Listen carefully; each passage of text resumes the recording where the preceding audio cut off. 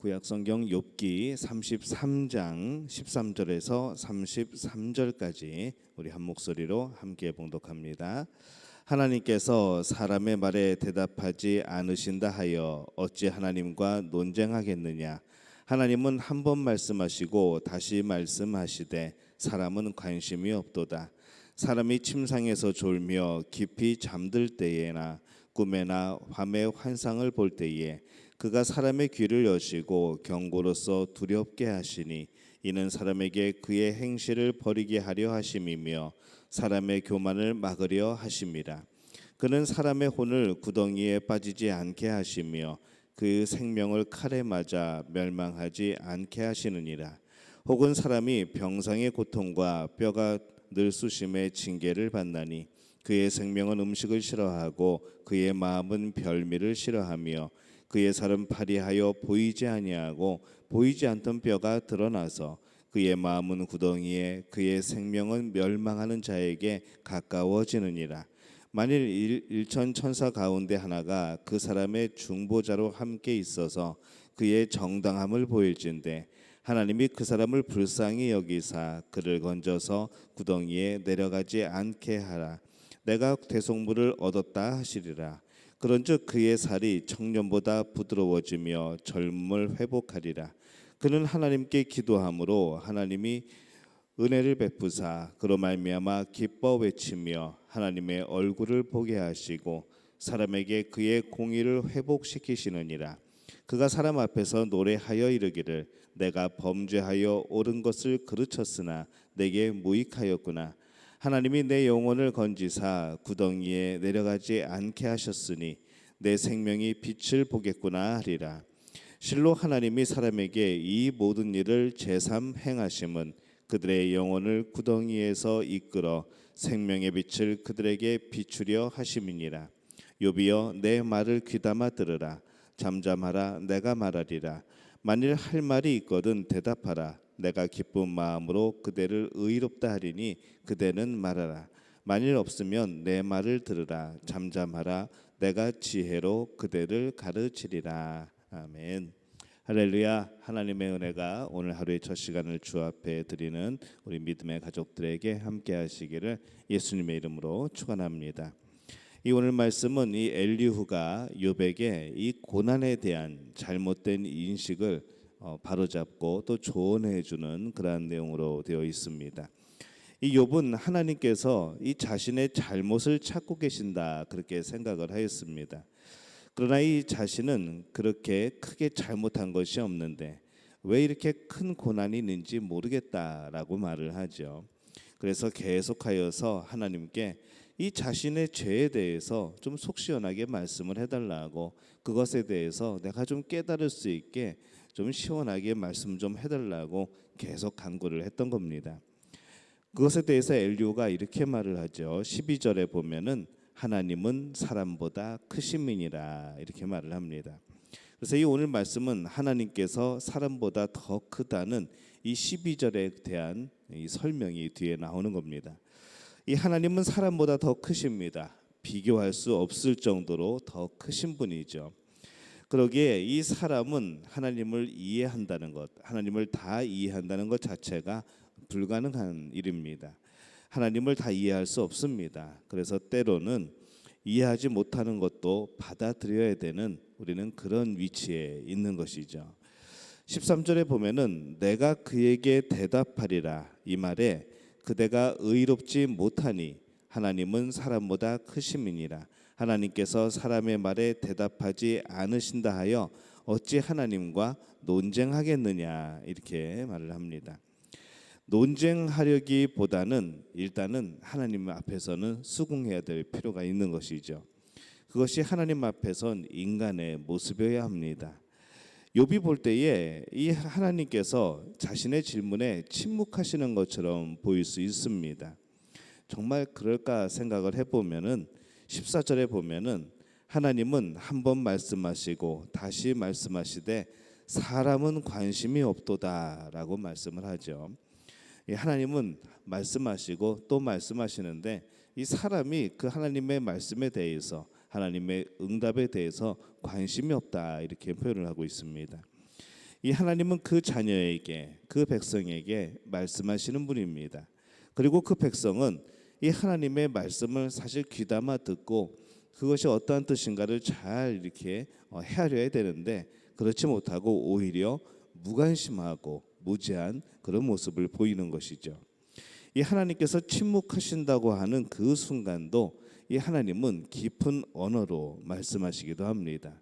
여러분이 침묵이라는 것, 하나님의 침묵을 정말로 침묵으로 받아들이는 것이 아니라 이 침묵조차도, 하나님의 침묵조차도 그것을 언어로 받아들일 수 있는 우리 믿음의 그런 사람들이 되어주시기를 바랍니다. 침묵도 언어가 되는 것이죠. 그리고 욥이 생각할 때에 이 하나님께서 침묵하신다고 생각한 것은 어쩌면은 우리가 늘 생각하는 그런 것처럼 이 자신의 방식대로 이해하려 하였기 때문에 그것이 이해되지 않아서 하나님이 침묵하신다 그렇게 생각되었을지도 모르겠습니다. 우리가 원하는 것, 우리가 바라는 것, 내가 원하는 것대로 응답되지 않을 때에 그 전혀 다른 방법으로 하나님이 응답하실 때에 우리는 하나님이 응답하지 않는다, 하나님이 침묵하신다 그렇게 말할 수 있는 것이죠. 이 하나님께서 기도에 응답하지 않으신다 말하는 사람들 대부분이 그러한 경우들이 많습니다. 자신의 방식대로 기도 응답이 이루어지지 않으면 하나님이 응답 안 하셨다고 말을 하는 것이죠. 그러나 실제로 하나님은 그 백성에게 항상 말씀하십니다. 늘 우리의 마음을 두드리시죠. 이 하나님은 그 백성이 계시를 깨닫기를 원하시지 그냥 숨기시는 그런 분이 아닙니다. 하나님께서 계속하여서 이 성경 말씀을 통하여서 이스라엘의 그 역사 가운데에서 또 우리의 삶 속에서 계속하여서 우리에게 나타내시기를 원하시고 그 뜻을 펼치시기를 원하시고 그 뜻을 다 알기를 원하시는 겁니다. 그러나 인간들이 귀가 어두워서 눈이 어두워서 보지 못하고 또 듣지 못하고 깨닫지 못했던 것이죠. 그래서 이 하나님께서는 예수 그리스도를 이 땅에 보내십니다. 우리 눈으로 볼 수 있게 말씀하시고 계시하시는 것이죠. 그래서 이 하나님의 역사를 보면은 이 백성들 가운데 숨겨지는 것이 아니라 늘 말씀하시고 늘 깨닫게 하시고 늘 우리의 마음이 하나님의 뜻을 향하여서 서 있게 그렇게 하십니다. 숨기시는 분이 아니시라는 것이죠. 하나님께서 진정 침묵하신다 한다면, 정말로 침묵을 하신다고 한다면 그 속에도 세밀한 하나님의 뜻이 있는 겁니다. 단지 지금 아직 욥이 듣지 못하고 있을 뿐이라는 것이죠. 이 하나님의 생각이 크시기 때문에 그렇습니다. 헤아릴 수 없을 만큼 넓고 크고 깊기 때문에 그런 것이죠. 이 하나님께서 말씀하지 않으시는 것이 아니라 우리가 듣지 못하는 것일 때가 많다는 것을 우리가 늘 기억해야 됩니다. 우리는 때로 그 소리가 너무 커서 듣지 못하기도 합니다. 가청 주파수라고 있죠. 우리 귀가 알아들을 수 있는 주파수 대역대에 그런 소리들이 있습니다. 그 외에는 우리 귀가 듣지를 못합니다. 그러나 그 외에 주파수 대역 외에 또 여러 가지 그런 소리들이, 그런 주파수들이 있는 것처럼 이 우리는 너무 하나님의 음성이 커서 듣지 못하고 또 너무 세밀하여서 듣지 못하는 그런 경우들이 있는 것이죠. 믿음의 귀에 한계가 아닐까라는 생각이 듭니다. 믿음으로 듣는 법, 또 믿음으로 하나님의 뜻을 헤아리는 법, 또 믿음으로 순종하는 것, 이 모두가 바로 우리의 신앙의 삶인 줄로 믿습니다. 이 삶을 살아가는 우리 믿음의 가족들이 되어주시기를 예수님의 이름으로 축원합니다. 이 욥은 고난 중에 이렇게 말을 합니다. 10절에 보면은 하나님께서 나를 자기의 원수로 여기사 이렇게 말을 하죠. 그가 고난 중에 하나님께서 계속 자신을 치셨기 때문에 그렇게 말을 합니다. 그러나 아무리 그래도 그것은 욥이 잘못한 것이죠. 하나님은 그 백성을 결코 미워하지 않으십니다. 그 백성을 항상 사랑하시죠. 징계를 하실 때에도, 이 말씀 가운데에서 이스라엘 백성이 징계를 받을 때에도 그 이면에는 하나님의 사랑이 숨어 있는 것을 우리가 보는 겁니다. 그 백성을 징계하는 것이 목적이 아니고, 그래서 선자를 동원하여서 너희들 순종하지 않으면 이렇게 칠 거야, 이렇게 저주를 내릴 거야, 이렇게 심판할 거야 라고 말씀을 하시지만은 굳이 심판하시려면은 뭐하러 선지자를 보내셔서 그 내용을 말씀하시겠습니까? 선지자를 통하여서 그러한 일들을 하나님의 뜻들을 대언함으로 인하여서 그 백성들이 돌아오기를 바라시는 것이죠. 그래서 이 하나님은 항상 그 백성, 그 자녀들을 사랑하십니다. 이 불쌍히 또 여기시죠. 우리가 이 고난 중에 있을 때 꼭 기억해야 될 것은 하나님의 사랑은 우리가 생각하는 것보다 훨씬 더 크다는 겁니다. 우리가 줄 수 있는 사랑, 우리가 줄 수 있는 최대한의 그 사랑을 넘어선 그런 사랑이라는 것이죠. 그래서 이 하나님은 그 백성을 또 긍휼히 여기십니다. 우리가 하나님을 생각하는 것보다 하나님께서 우리를 생각하시는 것이 더 큰 것입니다. 26절에 보면은 그는 하나님께 기도함으로 하나님이 은혜를 베푸사 그로 말미암아 기뻐 외치며 하나님의 얼굴을 보게 하시고 사람에게 그의 공의를 회복시키시느니라 이렇게 말씀을 합니다. 우리의 죄가 너무 크더라도 그것이 참 많이 크더라도 우리가 하나님께 기도할 때 하나님께서는 우리를 긍휼히 여기시고 우리를 회복시켜 주시고 또 용서해 주실 것을 우리가 믿습니다. 우리가 그 믿음을 가지고 기도하는 것이죠. 하나님께서 우리를 회복시키는 것은 우리가 죄가 없기 때문이 아닙니다. 우리를 향한 하나님의 긍휼하심이, 우리를 향한 하나님의 사랑하심이 크기 때문인 것이죠. 어떤 고난 중에 있다고 할지라도 기억해야 할 것은 하나님이 우리를 사랑하신다는 겁니다. 내가 하나님을 사랑하는 것보다 하나님께서 나를 더 크게 사랑하시는 겁니다.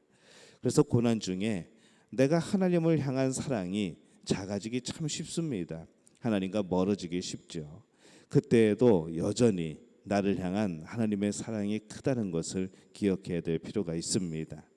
29절에서 30절에 보면은 실로 하나님이 사람에게 이 모든 일을 제삼 행하심은 그들의 영혼을 구덩이에서 이끌어 생명의 빛을 그들에게 비추려 하심이니라 이렇게 말씀을 합니다.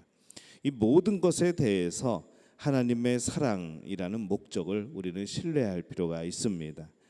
때로는 하나님이 우리를 사랑하신다는 그것이 흔들릴 때도 있습니다.